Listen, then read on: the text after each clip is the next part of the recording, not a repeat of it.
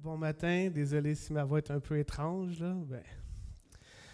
J'ai combattu le même combat que vous cette semaine ou autre chose, mais c'est pas grave. Je vais être là avec vous aujourd'hui. Donc, bien content d'être ici, plus en forme. On va commencer en priant. Je vais en avoir besoin pour avoir l'énergie de passer à travers le temps avec vous. Seigneur grand Dieu, tu es notre papa, tu es notre sauveur. Et pas un sauveur de juste une fois, mais à tous les jours, tu nous aides, tu nous encourages, tu nous fortifies. Aide-nous aujourd'hui à regarder dans ta parole, à pouvoir la comprendre, l'appliquer dans notre cœur et surtout la mettre en pratique. Merci pour ton amour et merci pour cette Église. Merci pour ton assemblée, pour les frères et sœurs. Et on te prie pour ce temps. Amen. Donc, comme Sylvain disait, le crois-tu vraiment? Là, vous allez dire oui. On verra peut-être tantôt. Dans le fond, si tu dis oui, tu fais dans ta tête, ça paraît-tu? C'était plus ça le but de la série. Oui, je le crois, mais ça paraît-tu dans ta vie de tous les jours? Donc, on va parler de doctrine. Oh non, pas un gros mot, des choses. Moi, je n'ai pas été à l'école longtemps, je ne suis pas un théologien, mais un théologien, c'est quelqu'un qui étudie la Bible. Dans le fond, chaque chrétien doit être un théologien, prendre le temps d'ouvrir la Bible, de l'étudier pour lui, et surtout de la mettre en pratique. Donc, on va regarder des doctrines. Je vais vous expliquer c'est quoi une doctrine. En fait, une doctrine, c'est un ensemble d'affirmations et d'un principe dans lesquels une personne exprime son interprétation des faits et formule la leçon des expériences qui dirigent sa conduite. Dans le fond, c'est comment tu regardes la vie, à travers quelles lunettes tu regardes ta vie. Tu peux la regarder à travers tes propres lunettes. On le fait encore, hein? On ne se cachera pas des fois en tant que croyant, on va regarder la vie à travers nos lunettes. Dans le fond, Dieu a mis des doctrines, des ensembles de choses qu'on doit regarder la vie à travers les lunettes de Dieu. C'est un peu ça qu'on veut essayer de faire dans la prochaine série, c'est de regarder, le crois-tu vraiment, mais ça paraît-tu dans ta vie à tous les jours? Il y a des choses que c'est sûr qu'on va se sentir un peu moins apte. De toute façon, on vous le dit souvent, c'est la sanctification progressive, on s'améliore là-dessus, mais on va regarder des choses à travers les semaines pour voir si quelqu'un vous dirait, le crois-tu vraiment à la Bible, aux Écritures? C'est quoi pour toi? À 100%, ça c'est vraiment ça pour toi? C'est qui Dieu pour toi? Si quelqu'un te dirait c'est qui Dieu, serais-tu capable de comprendre qu'est-ce que Dieu, de l'expliquer? La sainteté de Dieu. C'est quoi? Pourquoi Dieu on dit que Dieu est saint? C'est quoi l'image de Dieu dans l'homme? C'est quoi le péché? Un mot super populaire en 2024, c'est le péché. Il en parle à tous les jours aux nouvelles, mais il n'appelle pas ça comme ça. On l'appelait autrement. Des fois, le péché, on aime ça le voir dans les autres, mais dans notre vie à nous, c'est quoi qui se passe pour le péché? Être rendu juste devant Dieu, justifié devant Dieu, c'est à cause que j'ai fait des bonnes affaires, puis je suis un bon gars, je suis une bonne personne, une bonne femme, une bonne fille. Je suis justifié devant Dieu. C'est quoi la justification? On croit-tu vraiment à la souveraineté de Dieu? Quand tu reçois une mauvaise nouvelle, quand ça va pas bien, quand l'Église est toute malade, puis juste 15 personnes ici. Pourquoi Dieu? Pourquoi? Hein? Les pourquoi on a. Il peut y avoir des situations plus graves dans ta vie. Est-ce qu'on croit Dieu qui est omnipotent? Sa création? Est-ce que Dieu c'est vraiment le créateur? Ou tu dis, mais non, tout est arrivé à partir de rien? La sanctification, la persévérance dans ta vie, jusqu'à temps que tu sois glorifié et l'éternité. C'est certains sujets qu'on va regarder dans les prochaines semaines. Parce que dans le fond, il faut que ces choses-là dirigent ta vie. Est-ce que ça a de la valeur pour toi, ces doctrines-là, ces principes-là? Est-ce que tu aimes ça? Pas tout le temps, hein? Le péché, la sainteté. Est-ce que tu désires et tu agis, tu réagis en fonction de ces choses-là qui sont écrites dans la parole de Dieu? Dans le fond, hein, on a vu assez souvent, on l'explique qui est Dieu. On l'a vu, on vous a expliqué qui est Dieu, mais là, est-ce que tu crois qu'est-ce qui est tout rattaché à Dieu? Si tu sais qui est Dieu, tu vas savoir qu'est-ce qu'il fait dans ta vie. Et quand on sait qu'est-ce qu'il fait, on sait qu'est-ce qu'on est, puis on a notre identité. Et si cette identité-là, ben, ça va faire comment tu vas agir dans ta vie. Et honnêtement, souvent, plus qu'autrement, c'est le contraire qu'on fait. On a une situation, une émotion qu'on ne contrôle pas. Là, je suis fâché, je ne suis pas content. Et là, on devient des gens super fâchés qui ne pardonnent pas. Puis on remet ça. Dieu, pourquoi tu as fait ça? Pourquoi tu as permis cette situation-là? Et on va voir, dire Dieu, c'est un Dieu qui n'est pas correct, qui n'est pas fin avec nous autres, qui est injuste. C'est là qu'il faut se repentir et revoir qui est Dieu. Donc, le crois-tu vraiment à ces choses-là? Dans le fond, il y a toujours trois aspects quand tu le crois. C'est une façon intellectuelle. On va toujours lire peut-être la parole, tu vas dire d'une façon intellectuelle. Moi, j'appelle ça la révélation. Dieu doit se révéler à toi d'une façon. Tu dois voir le livre, le standard de Dieu. Ensuite, ça va toucher ton cœur. C'est là que la repentance et la rédemption vont arriver. Et de l'autre bout, j'appelle ça la main, les actions, tu vas être régénéré.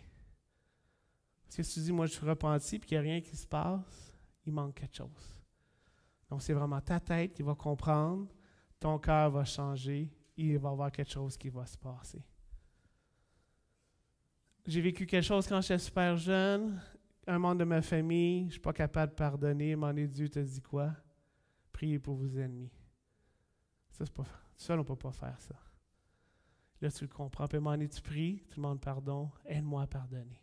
Et c'est là que tu vas avoir la rédemption, la repentance.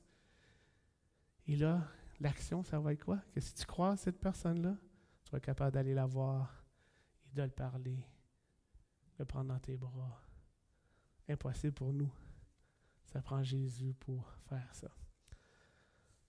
Ça prend une révélation de Dieu. Mais si tu ne vas pas chercher la révélation de Dieu, oublie ça, tu ne pourras pas avoir la rédemption, la repentance et la régénération. Donc, tes pensées vont toujours précéder tes actions.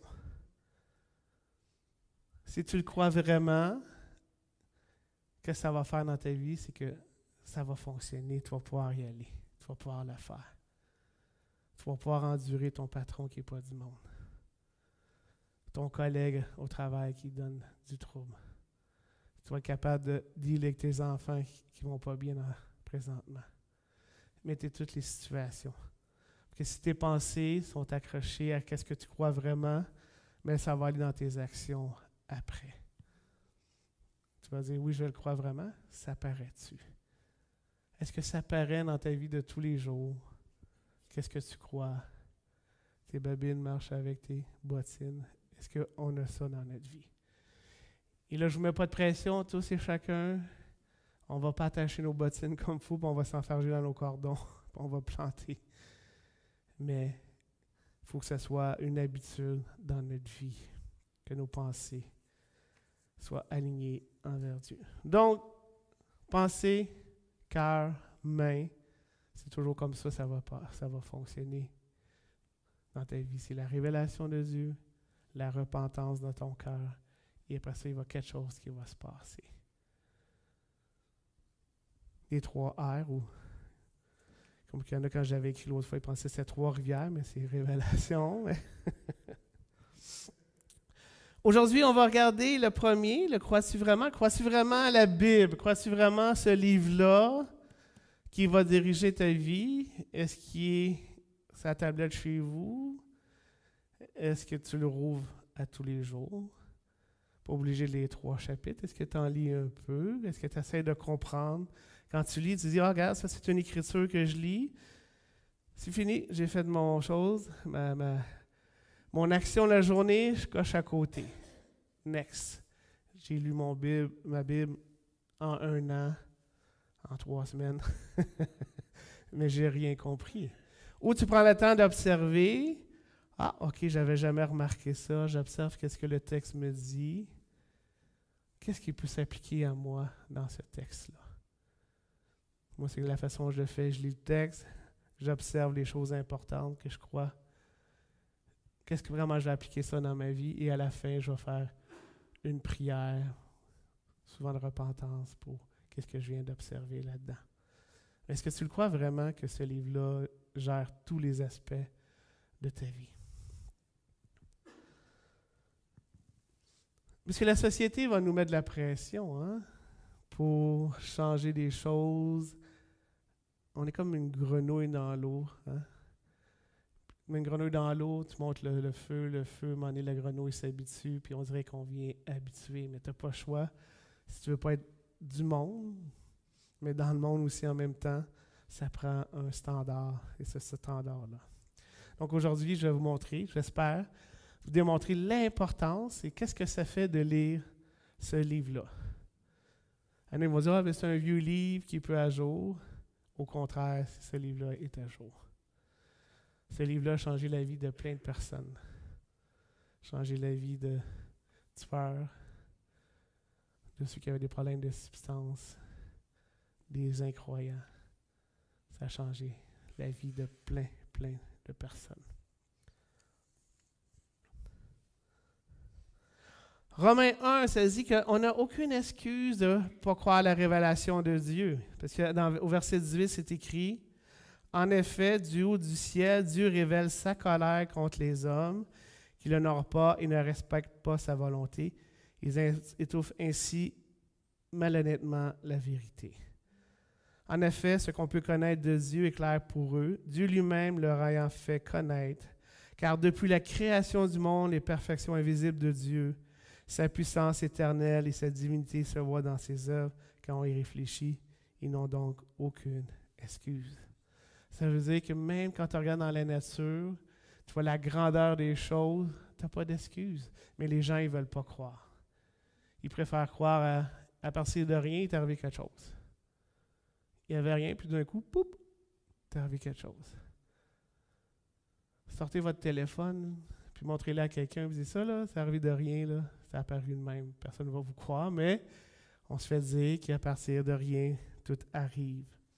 Dieu se révèle dans la nature. Si tu regardes le ciel, dans les étoiles, c'est grand, c'est vaste. Je ne viens pas me faire croire servir comme ça, là. Tu regardes dans l'infiniment petit, les atomes. Tout est incroyable. Combien il y a de sortes d'oiseaux, de papillons, de piments, n'importe quoi. Il y en a plein, des poivrons. On est dans nos 5000 maisons, là. Il y a quelqu'un qui dit, certaines personnes croient que Dieu a créé l'univers. D'autres personnes croient que rien a créé l'univers. Les personnes qui croient en rien, ils rient des gens qui croient à Dieu, car Dieu n'existe pas. Mais qu'est-ce qui est sûr? Ce qui n'existe pas, c'est rien. La caractéristique principale de rien, c'est que ça n'existe pas. Donc, on parle de quoi ici? Soit tu crois en Dieu, quelque chose que tu ne peux pas voir, toucher, goûter, photographier et que la science ne peut pas prouver, ou que tu penses que c'est rien. Quelque chose que tu ne peux pas voir, toucher, goûter, photographier et que la science ne peut pas prouver.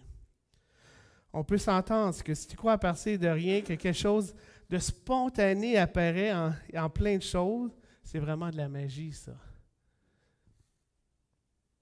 Demande à une personne qui croit en rien, qu'est-ce qui arrive lorsqu'il meurt? Ils vont dire quoi? Rien.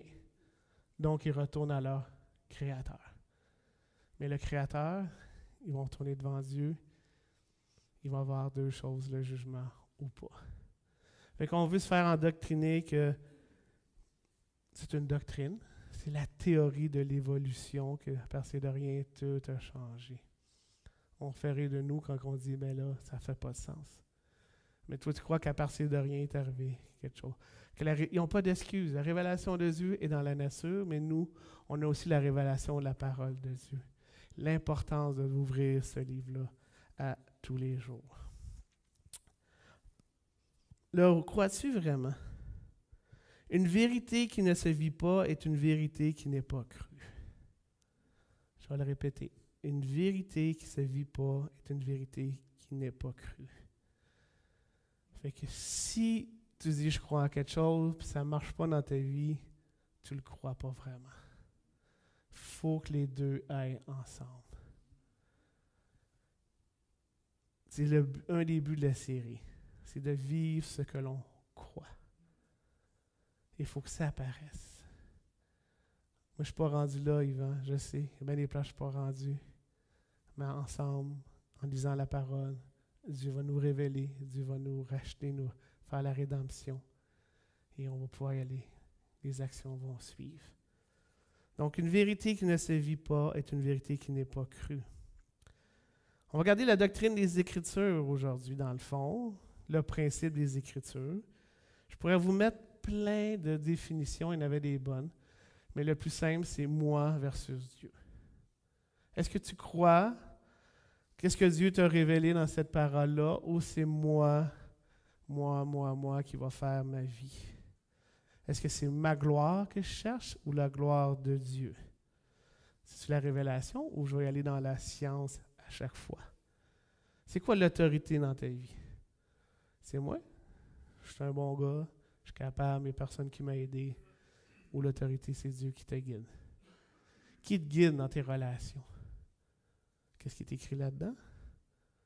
Ou la façon dont je me sens? Mon ressenti, c'est la mode maintenant, là.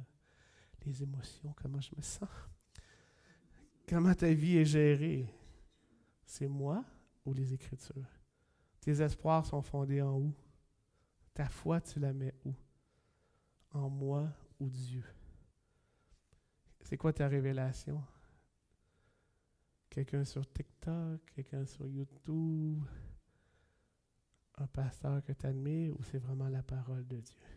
Qui t'influence? C'est ça les Écritures. C'est-tu ça qui va t'influencer ou c'est Dieu? Et je vais mettre un avertissement. Des fois, en tant que chrétien, on est bon d'aller chercher les bons versets, là. Ah, ça, c'est bon pour moi, ça. Je l'interprète à ma façon. On est bon là-dedans, mais des fois, il faut faire attention de bien l'interpréter, comment Dieu l'applique envers nous. Donc, si tu crois vraiment, ben, tu vas avoir ta tête, ton cœur, tes mains. Tu vas chercher Dieu. Tu vas chercher sa révélation dans sa parole. Tu vas chercher sa rédemption, donc la repentance. T'es-tu good avec Dieu? T'es-tu OK avec? Ça va-tu? On est-tu correct? Est-ce que Dieu on s'est remis à niveau? Est-ce que j'ai demandé pardon à Dieu? Si tu combats aujourd'hui quelque chose, tu as un péché, la meilleure façon, c'est dès que tu pêches, tu fais quoi? Demande pardon tout de suite. Vas-y tout de suite. Mais je me sens pas correct. Vas-y là. C'est là qu'il faut y aller. Et tu vas être good avec Dieu, tu vas être OK. Mais si demain je le refais, qu'est-ce que tu fais? Alors, retourne à Dieu. C'est ça notre vie. C'est ça notre vie en tant que chrétien. Si tu ne veux pas te repentir, reviens pas la semaine prochaine. C'est ça la vie d'un chrétien, c'est de recommencer. Demander pardon à Dieu, demander pardon aux autres. Mais à un moment donné, Dieu nous amène où il veut aller. Et quand tu vas à la repentance, ben, tu vas avoir des actions. Tu vas être capable d'y aller. C'est pas facile la vie de chrétien. Des fois, on prend la vie de chrétien pour acquis. J'ai été sauvé le 12 novembre 82 à 6h15 dans le stationnement du Subway en quelque part. Puis il y en a qui savent ça directement. Puis ils pensent que c'est fini après. Puis j'attends que Jésus revienne à l'autre bout. Entre les deux, là, c'est important. Peut-être les chrétiens de deuxième génération. Moi, je ne sais pas c'est quand j'ai été sauvé. C'est arrivé à un moment donné, là, parce que j'ai grandi avec de la Bible, ces choses-là, fait que je ne peux pas vous dire. Mais je sais que Dieu m'a sauvé à un moment donné. Donc, c'est le petit bout entre les deux, il faut travailler. C'est ce bout-là qui n'est pas facile. Et c'est la seule façon, vous allez m'entendre le dire, c'est rouvre ça, lis-les. J'ai de la misère à aller. Vas-y pas trop loin, une couple de versets. C'est quoi j'observe? C'est quoi je peux appliquer là-dessus? Je vais prier là-dessus. C'est tout. C'est allé en 5 ans, ta Bible, c'est pas grave. S'il y a des bouts qui sont plus difficiles, va un autre verset. Essaye. Mais Dieu va te changer, il va t'aider. Le crois-tu vraiment? Une foi biblique, c'est un engagement du cœur qui change radicalement la façon dont tu vis. C'est assez rare quelqu'un qui dit « Moi, je suis devenu athée, puis ma vie, elle a changé. » C'est plus l'inverse. Si je me souviens bien, c'est Maudit qui avait dit ça. Quelqu'un a dit « Ça ne marche pas ton affaire. » Il dit « Pas trop. Demain, on fait une conférence, voir ceux qui sont athées, qui ont changé leur vie, versus ceux qui sont croyants, qui ont changé leur vie. Bien plus de croyants qui sont présentés que des gens qui sont athées. Ça va changer ton cœur. Si tu vois que l'éternité, c'est temporaire, ta vie va être en fonction de ça. Tes choix de carrière, tes choix dans ton quotidien, ton stress, tu vas avoir une progression. Le crois-tu vraiment? Ça change quelque chose. Ça paraît-tu? Donc, il y a 4 étapes dans le processus que je pourrais vous dire. Il y a l'enseignement. Ça, c'est le standard. Ça, c'est le standard que tu devrais avoir. À un moment donné, tu vas lire le standard. Priez pour vos ennemis. Wow! Tourne la page. Mais non, t'arrêtes pas là. Là, tu vas faire une comparaison. Là, c'est comme une réprimande que Dieu te fait. Est-ce que tu pries vraiment pour ton ennemi, là? Ton patron, ton collègue, la personne que tu côtoies, le beau-frère. Toujours le beau-frère, oui. Et là, tu vas avoir un écart entre ce que Dieu dit. Et là, tu vas avoir la repentance. Et après ça, il faut le mettre en pratique. Ah, lui, il ne m'entend pas bien, je vais essayer d'aller le voir, essayer de le comprendre, d'y aller. C'est le standard, ça. Dans chaque chose, ça va être le standard. Comment je fais? Comment je fais pour aimer mon conjoint, ma conjointe, c'est le standard. Les hommes, on doit les aimer jusqu'à mourir comme Jésus a fait. Tu as envie de me faire fouetter pour jusqu'à temps j'allais aimer ma femme? C'est le standard de Dieu. Fait que c'est le standard que tu dois prendre, que tu dois regarder. Les lunettes de ta vie doivent être à travers ce standard-là. Et quand tu n'atteins pas le standard, tu vois qu'il y a une comparaison, qu'il y a un écart. Et c'est là que tu demandes le pardon et après tu vas le mettre en pratique. Ça va se faire du premier coup? Peut-être pas. Dans le fond, là, Yvan, tu nous parles plein de choses, mais ça sert à quoi de lire la Bible? Je vais vous montrer quelques points. Si vous n'êtes pas convaincu après, ben, je vais prier pour vous. Dans le fond, la Bible, ça te sauve. On va les regarder tranquillement. La Bible, ça pointe. La Bible, ça enseigne. La Bible va te secourir. Ça va t'avertir. Ça te protège, ça t'encourage, ça te motive. Ça peut te condamner aussi et ça peut te guider aussi. C'est pas juste pour dire « Ah, moi, je vais avoir du succès dans la vie, je veux prospérer, je veux faire du cash. » C'est pas ça que la parole veut, c'est ton cœur. La parole veut changer ton cœur. Elle veut que quand ton cœur est changé, qu'il y ait des actions qui partent avec ça. Mais si tu veux que ton cœur change, il faut t'apprendre la révélation. Tu as beau regarder les étoiles, c'est beau, je les vois le soir chez nous, mais à part d'être devant Dieu, ça ne va pas aller plus loin dans mon cœur à moi. Donc la parole de Dieu, ça donne quoi? Ça met les standards au niveau de qu'est-ce qu'il va t'enseigner. Ça va te protéger jusqu'où je vais aller. Relation homme-femme au travail, ça met les standards. Ça fait des comparaisons.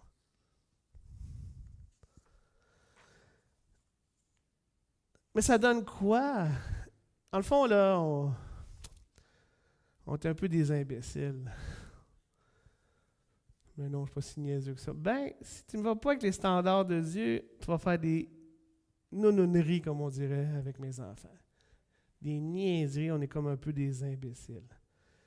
Parce qu'avec tes standards, tu vas regarder des vérités, des choses réelles, puis là, tu vas voir des mensonges. Mais Dieu, il dit ça, ben non, ça c'est culturel, là, c'est pas besoin de se marier, puis d'après ça, rester ensemble après, ça marche pas, là, tu vas voir des mensonges versus les vérités. Tu regardes des choses mauvaises, puis tu vois qu'elles sont bonnes. Tranquillement, ah, ok, ça c'est pas grave, là. Cette vidéo-là, je dis, ok, je vais pas passer, c'est pas grave. Ça donne quoi? Ben, tu te mets à la place de Dieu.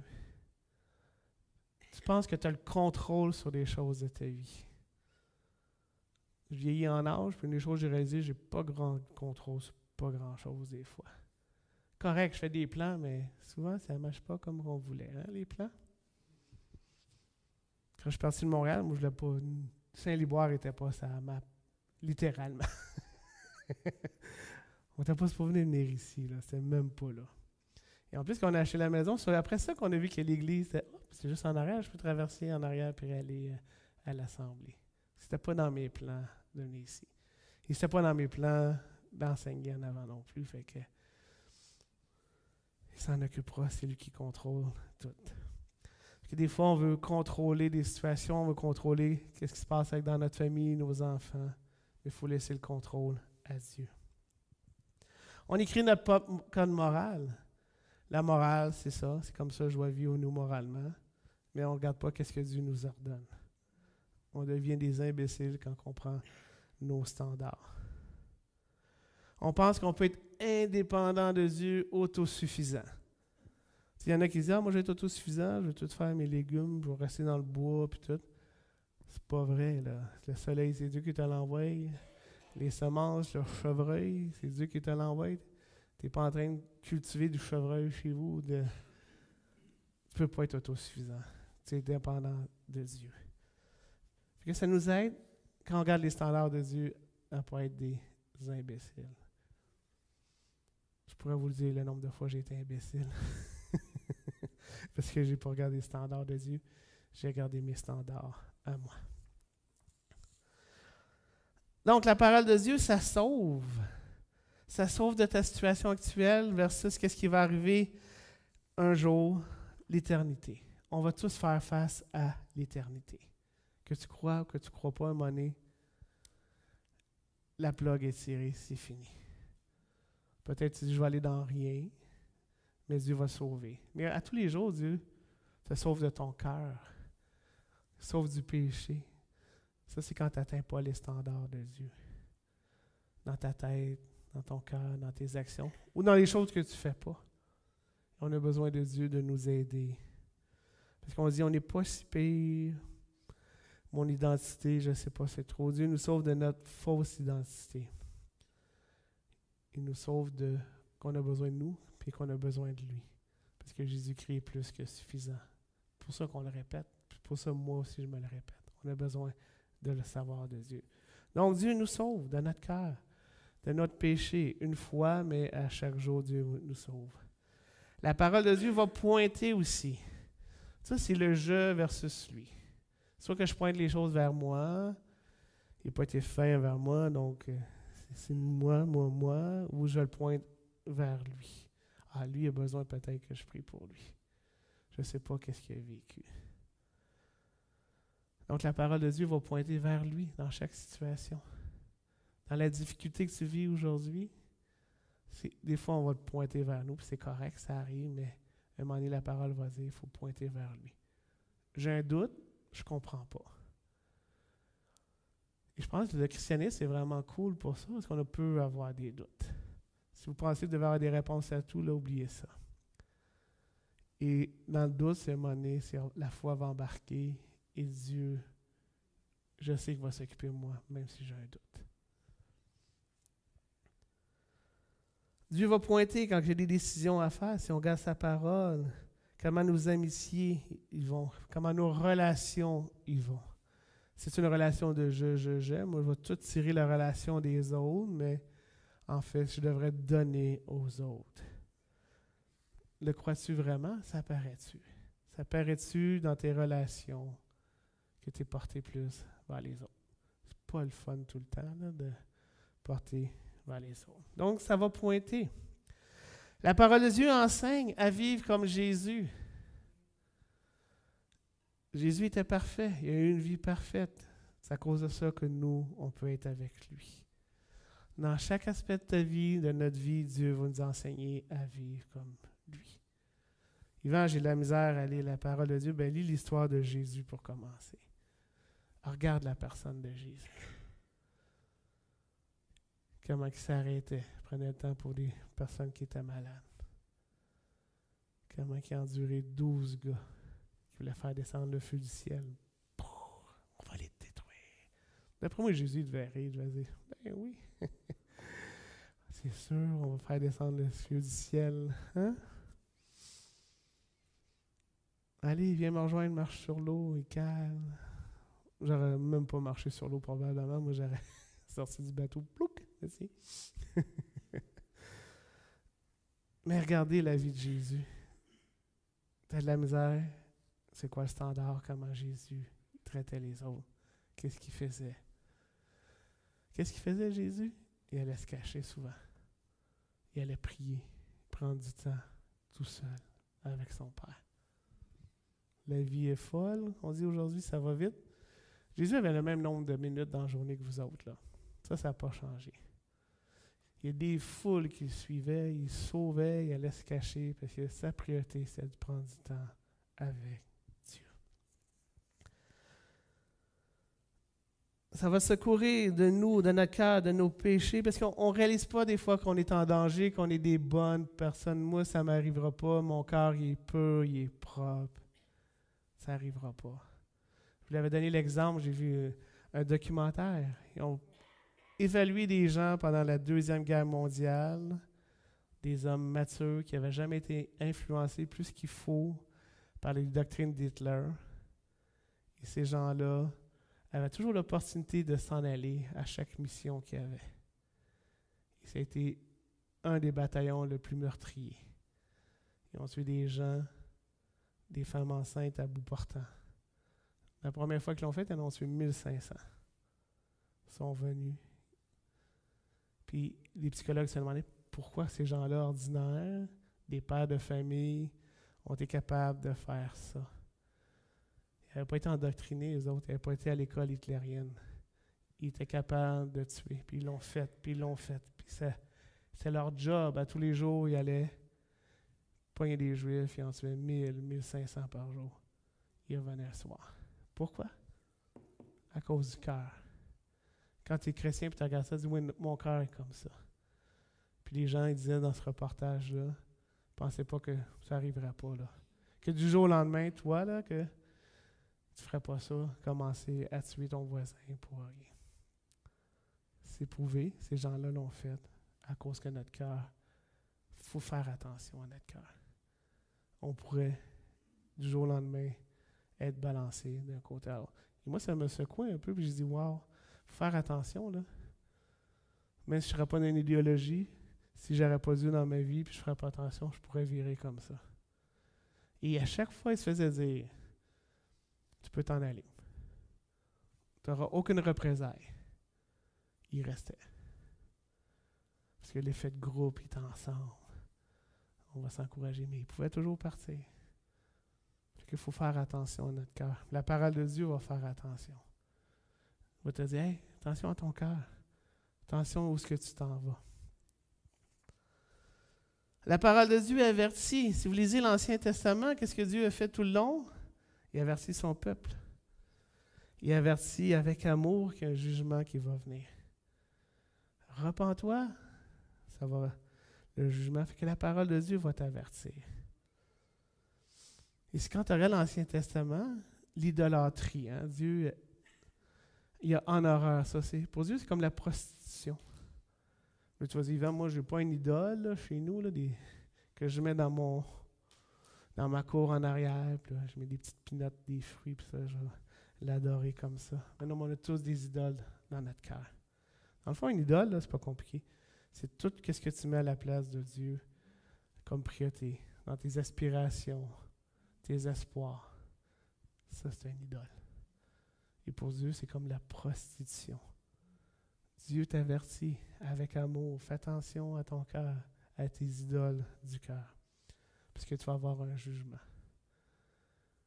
Je pourrais parler avec des chrétiens, probablement ici, vous allez me dire, je me suis éloigné de Dieu, puis à un moment donné, Dieu m'a corrigé. Pourquoi? Parce que les enfants, là, si vous avez eu des enfants, vous allez les corriger à un moment donné s'ils ne se replacent pas. Mais Dieu pourrait faire ça avec nous aussi. Mais Dieu nous avertit. Comment tu vas être averti? Lis la parole de Dieu. Je ne parle pas de la prière aujourd'hui parce que le sujet, c'est la parole de Dieu. Dieu va te protéger des barrières, des balises. Il va, comme un enfant, il va savoir, regarde, si tu vas là, c'est ça qui va arriver. Ça nous protège. La parole de Dieu va nous protéger. Et moi, je suis convaincu que plusieurs fois dans ma vie, j'ai été protégé. Tu vas avoir ton petit carré de sable. Tu vas rester dans le carré de sable de Dieu avec tes bébelles, tes jouets. Ça va te protéger. La parole de Dieu nous met des balises. Elle va te protéger. Donc, à date, on a vu que la parole de Dieu sauve, ça pointe, ça enseigne. Ça nous secourt, ça avertit, ça protège. Ça nous encourage aussi, on va le voir.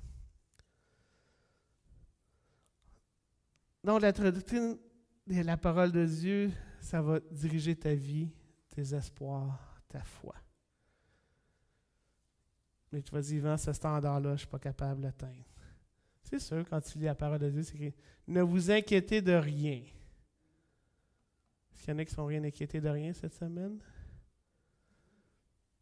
Je me suis inquiété un petit peu des fois, là. Hein? Ben oui, je me suis inquiété.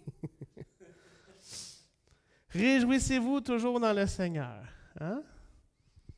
J'ai demandé à Claudie de chanter un moment donné, fait que dans son ordi, ça joue à tous les matins. Fait qu'elle connaît bien. Réjouissez toujours, là, toujours dans le Seigneur. Est-ce que vous faites ça tous les jours? À chaque situation? Ça, c'est le standard de Dieu. Aime ton prochain comme toi-même. Priez pour vos ennemis. Tu as besoin de Jésus.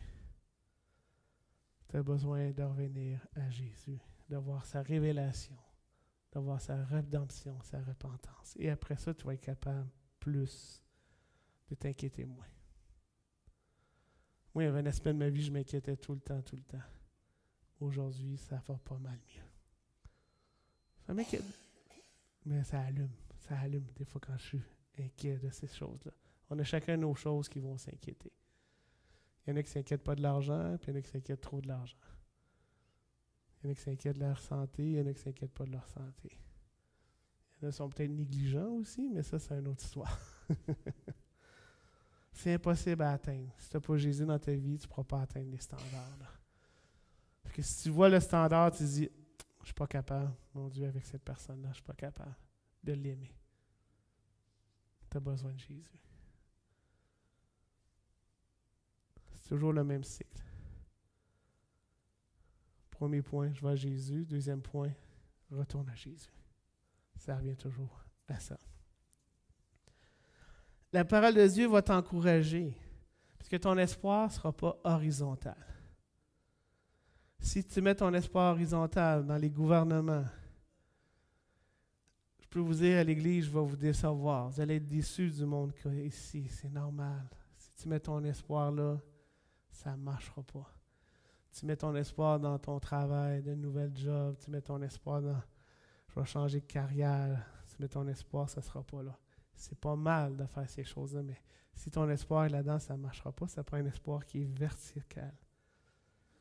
Qui est Dieu? Pas qui est la compagnie pour je travaille. Ce qu'il a fait. Il est omniprésent. Donc, si Dieu est omniprésent, ça veut dire qu'il va toujours être là. Ça veut dire que moi, Dieu va s'occuper de moi. Dieu va t'encourager quand tu as des difficultés. Cette semaine, je suis comme un peu tanné, un peu découragé. Là. J'étais à bout. Puis là, j'étais dans Habakkuk. Hey, des fois, les petits prophètes, c'est pas évident. Là, tu te dis, hey. Puis là, dans Habakkuk, là, il parle que ça va pas bien. Puis il sait que ça va pas bien, puis il sait que ça s'en vient. Il dit au verset 16 dans le chapitre 3, « J'ai entendu et mes entrailles sont émues, et cette voix, mes lèvres frémissent, mes os se consument, mes genoux chancellent, et en silence, je dois attendre le jour de la détresse, le jour où l'oppresseur marchera contre le peuple. » Il sait que ça s'en vient, là. Dieu a dit, avertis le peuple, ça s'en vient. Vous allez être des oppresseurs, il va y avoir des morts, vous allez être mis en captivité. Il n'y aura plus de brebis, il dit, il n'y aura plus de bœuf. Puis comment ça finit? Ça finit pas de même. Verset 18. Toutefois, je veux me réjouir en l'Éternel. Wow! Il n'y aura plus rien à manger, on va se faire attaquer, ça ira pas bien, on va se faire déporter. Je veux me réjouir dans le Dieu de mon salut. Verset 19. L'Éternel, le Seigneur est ma force.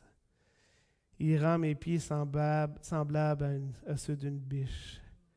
Il me fait marcher sur mes lieux élevés. Je veux me réjouir en l'Éternel. Fait que ça m'a su changer ma petite perspective cette semaine. Mes petits problèmes de nez qui coulent, puis de fatigue le soir, puis de toussage. C'est pas comme du jour au lendemain, on se ferait envahir, puis je le sais, on va se faire attaquer, on va tout perdre, on n'aura plus rien à manger, on va être déporté. Il y a du monde qui va mourir dans mon entourage, mais qu'est-ce qu'il disait Habakkuk? Toutefois, je veux me réjouir en l'Éternel, dans le Dieu de mon salut. C'est ça que ça fait la parole, ça change ta perspective. Si je ne l'aurais pas lu, j'aurais bougonné dans ma tête. Parce que moi, je bougonne dans la tête, là. Il y en a qui bougonnent verbalement, là. Mais moi, c'est plus dans ma tête ça se passe. Je vais bougonner en masse dans ma tête. Habakkuk. Qui aurait dit qu'un petit livre de même, que tu n'aimes pas lire, que ça va t'aider? Si je n'aurais pas pris le temps de regarder la révélation de Dieu, là, j'ai eu la rédemption. J'ai eu la repentance. Puis c'est quoi ça a fait après? J'ai été régénéré. J'ai été en action. J'ai été plus de bonne humeur. Dans ma tête, surtout, ça a commencé là. Il y a plein de choses qui nous poussent. La parole de Dieu motive. Pourquoi il y a des milliers de promesses dans la Bible? Des milliers. Si tu penses que Dieu n'est pas fidèle, il y en a des milliers. Si tu mets un objectif de lire ta Bible, ben, fais juste les répertorier, là. Puis à la fin de l'année, tu me diras comment t'en as. Il y en a des milliers de promesses. Puis Dieu, il tient quoi? Ses promesses. Dieu va te confronter. Il va montrer le miroir de ton âme. Il m'a confronté cette semaine. Hey, tu bougonnes, là. Habakkuk, lui, était joyeux, même si. Peut-être, puis ça peut confronter dans des plus grandes choses. Souvent, ça nous passe dans notre tête. Ça nous confronte à nous, parce que des fois, le miroir, on aime ça le revirer puis le mettre dans la face des autres, puis regarde, regarde-toi, hein? Ça, c'est ton péché, toi. Allez dans le bord, toi. Je vous disais qu'est-ce que je faisais à un de mes garçons, là, qui bougonnait. Parce que lui, il chialait tout le temps, il pleurait beaucoup, là. Il était comme ça, puis je prenais un miroir, je le mettais dans la face. C'est ça, t'as de l'air. Ça a réglé le problème, il a vu qu'il n'était pas beau. En tant que parent, on fait notre possible. Mais si vous le rencontrez aujourd'hui, c'est le gars le plus calme, le plus zen, le plus... qui ne bougonne pas, tout le temps de bonne humeur. La parole de Dieu condamne. Pourquoi la parole de Dieu va condamner? Pour que tu arrives au standard de Dieu. Il va te comparer. Il va dire, hey, tu as un écart là-dessus. Là. Puis après ça, tu vas pouvoir le pratiquer. Et c'est un guide. Ça va nous guider dans nos relations ici, entre frères et sœurs, avec nos conjoints, dans toutes les situations. Quand tu te fais couper sa route, hein, les camionneurs, ils savent. Qu'est-ce que je fais? Je la cote dans les lumières. Tu vas à l'épicerie, quelqu'un qui te coupe en avant de toi. Hein? Tu peux avoir plein de choses.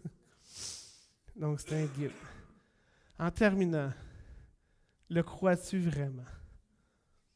Ça apparaît-tu dans ta vie? Est-ce que tu le crois juste dans ta tête? Ça te prend la révélation.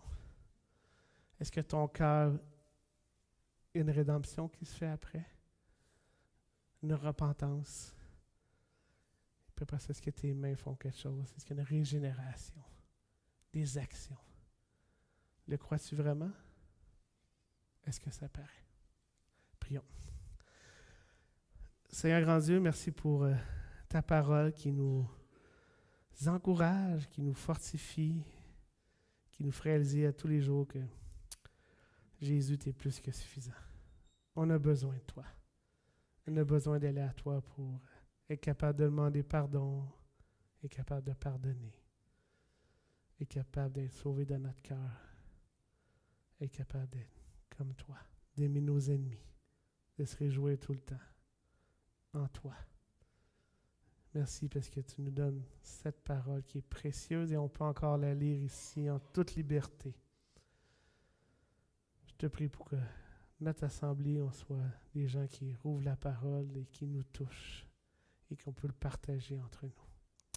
Amen.